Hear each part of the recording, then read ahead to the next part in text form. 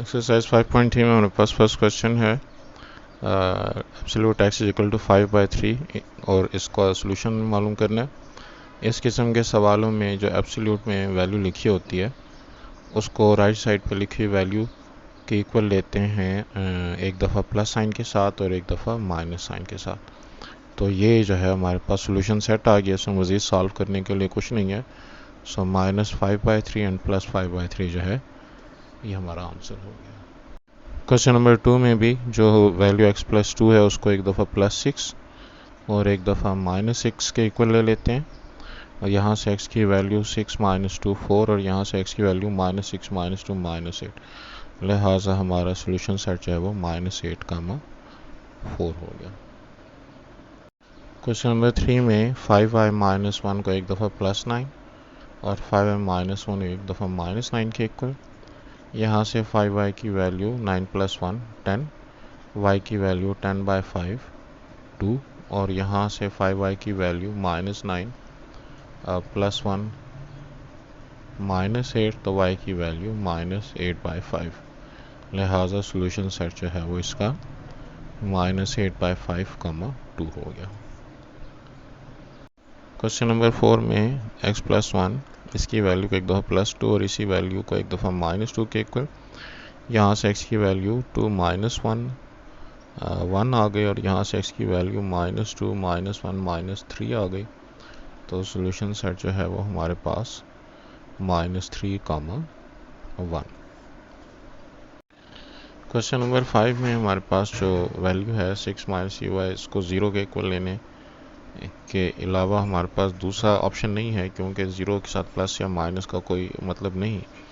तो इसको जब हम सॉल्व करें तो 6 = 3y और यहाँ से मेरे पास 6 की वैल्यू 6/3 की वैल्यू y के बराबर यानी कि y 2 के बराबर आ गया। लिहाजा हमारा सोल्यूशन सेट में सिर्फ एक ही एलिमेंट होगा, 2। क्वेश्चन नंबर 6 के लिए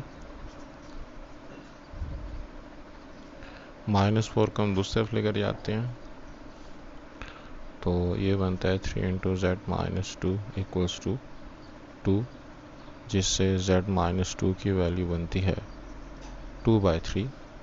अब ये जो हमारे पास वैल्यू है इसको हम एक दफ़ा प्लस यानी कि z - 2 = 2/3 और z - 2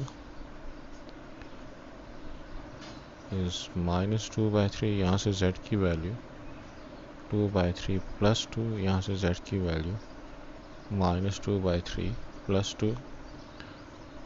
तो 3 हमारा एलसीएम, 3 × 2 = 6। यहाँ पे भी 3 हमारा एलसीएम, -2 और 3 × 2 = 6। तो z की वैल्यू 6 + 2 8 8/3 और यहाँ पे 4/3। लिहाजा सोल्यूशन सेट हमारे पास 4/3 एंड 8/3 आ गया। क्वेश्चन नंबर 7 में 2x - 1 इसको एक दफ़ा +5 और 2x - 1 इसको एक दफ़ा -5 के इक्वल ले लेते हैं। यहाँ से 2x की वैल्यू 5 + 1 2x = 5 + 1 6 -5 + 1 -4 x की वैल्यू 6/2 x की वैल्यू 3 और यहाँ से x की वैल्यू -4 x की वैल्यू -2। तो सोल्यूशन सेट में हमारे पास -2, 3। क्वेश्चन नंबर 8 में जो हमको वैल्यू गिवन है इसमें 3x + 2 इसको एक दफ़ा +7 और 3x + 2 को एक दफ़ा -7। यहाँ से x की वैल्यू निकालने खातिर 7 - 2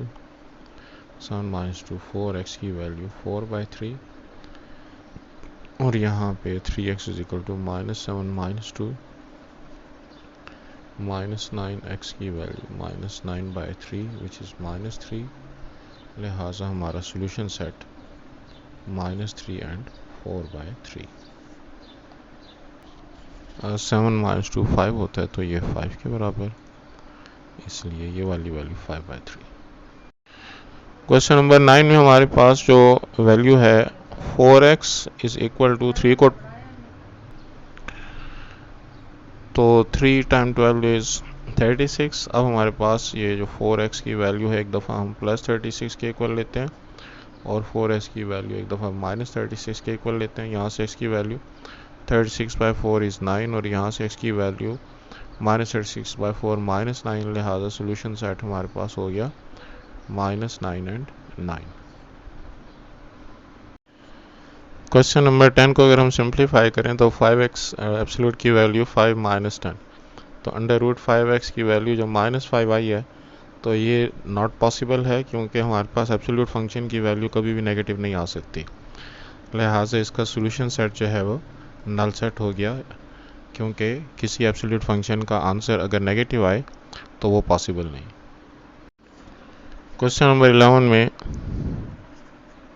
1 - 2y एब्सोल्यूट 4 टाइम 3 इज़ 12 के बराबर हो गया। अब इन वैल्यूज़ को 1 - 2y को हम एक दफ़ा +12 और 1 - 2y को एक दफ़ा -12 के इक्वल लेते हैं। इसको अगर मैं सॉल्व करूं तो 1 - 12 इज इक्वल टू 2y और इसको सॉल्व करूं तो 1 + 12 इक्वल्स टू 2y। यहाँ से -11/2y की वैल्यू आ गई और यहाँ से 13/2y की वैल्यू आ गई, लिहाजा सोल्यूशन सेट हमारे पास -11/2 एंड 13/2।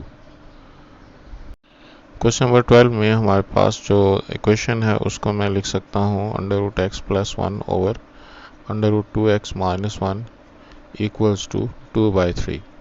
अगर हम इस वैल्यू को 2 की जगह ले आए और 2 को यहाँ पे लेकर आएँ और इसकी फर्दर सिंप्लीफिकेशन से x + 1 over 2x - 1 is equal to 2/3, क्योंकि हमारे पास रूल है कि आप a/b एब्सोल्यूट को a absolute upon b absolute लिख सकते हैं।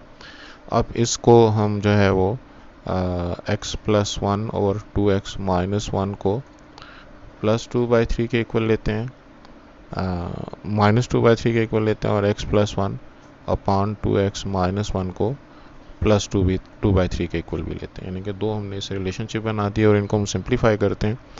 क्रॉस मल्टीप्लाई करने की सूरत में 3x + 3 is equal to 2 time 2 is 4, 4x - 2, तो 3 + 2 is equal to 4x - 3x। इस x की वैल्यू आ गई 5 और यहाँ पे भी अगर हम क्रॉस मल्टीप्लाई करें तो 3x + 3 is equal to -2x + 2, तो 3x + 2x is equal to 2 - 3, तो 5x इज इक्वल टू -1 और x इज इक्वल टू -1/5। तो इस हिसाब से जो हमारा सोल्यूशन सेट बना वो बना -1/5 एंड 5। अच्छा, यहाँ पे मुझसे गलती हुई, 2 को 2 से मल्टीप्लाई करेंगे तो -4x, तो यहाँ पे ये -4x अब इधर आएगा तो +4x, 3x + 4x 7x, तो ये बनेगा -1/7, तो यहाँ पे भी -1/7, तो हमारे पास जो दो आंसर है एक -1/7 और एक 5। क्वेश्चन 13 में जो हमको दो वैल्यूज़ एब्सोल्यूट साइन में गिवन है तो इनमें एक दफ़ा इनको डायरेक्ट इक्वल ले लेते हैं और दूसरी दफ़ा 5x - 3 को -x + 7 के इक्वल ले लेते हैं। तो अब इन दोनों इक्वेशन को सॉल्व करते हैं। 5x - x 7 + 3, 4x is equal to 10, x is equal to 10/4 which is 5/2। और ये दूसरी इक्वेशन है उसको अगर हम सॉल्व करें तो -x - 7, 5x + x - 7 + 3, तो ये बनेगा 6x इज इक्वल टू -4 और x की वैल्यू बनी -4/6, तो 2 3, तो x की वैल्यू -2/3, लिहाजा सोल्यूशन सेट हो गया 5/2 एंड -2/3।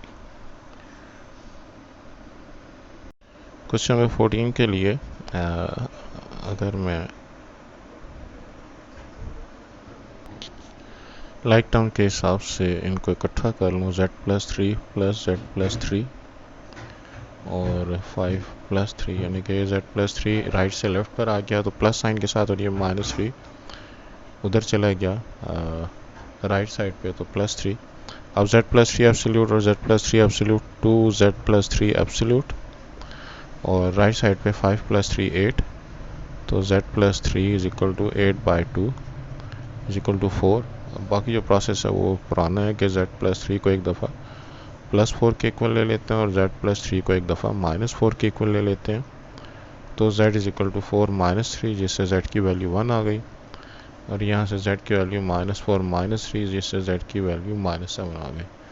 तो सॉल्यूशन सेट में हमारे पास -7 और 1 आंसर आ गया।